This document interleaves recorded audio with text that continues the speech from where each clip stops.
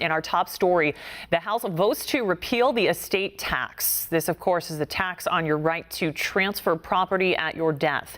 The estate tax affects about 5,400 wealthy Americans each year who are leaving at least $5.4 million to their heirs.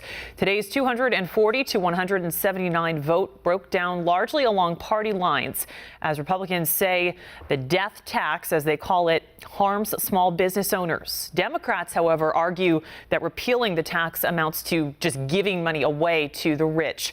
The bill now heads to the Senate, where Democrats may have enough votes to block it. The White House has already threatened to veto the legislation. And One America's Augusta Cassida brings us the very latest from Washington.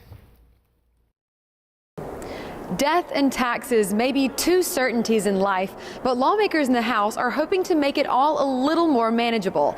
On Thursday, the House passed two tax bills, one that would make a permanent deduction in state and local sales taxes, and another to eliminate the estate tax, that's also known as the death tax, and is imposed on Americans with a large inheritance, most often in land.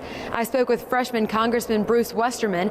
He tells me the estate tax actually hurts forestry management. I've seen firsthand what it does to families who have managed and taken care of forest land over time, and then someone passes away, passes it down to an heir, and the heir oftentimes has no option but to go in and sometimes even clear cut the whole tract just to be able to pay the taxes. The Arkansas Republican argues the tax has been imposed on families for too long. There's negative economic impacts, there's negative environmental impacts, and it's not just forestry either, it's farmland, it's small businesses, and it's just sad to think that we tax people even when they're in the grave. However, Minority Leader Nancy Pelosi claims Republicans are using failed trickle-down economics and that repealing the estate tax gives an unfair advantage to those at the top. 5,400 families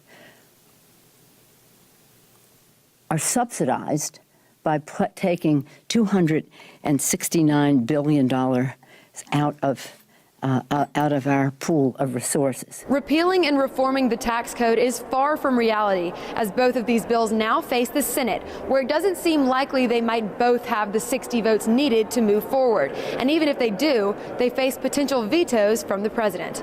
Augusta Cassida, One American News, Washington.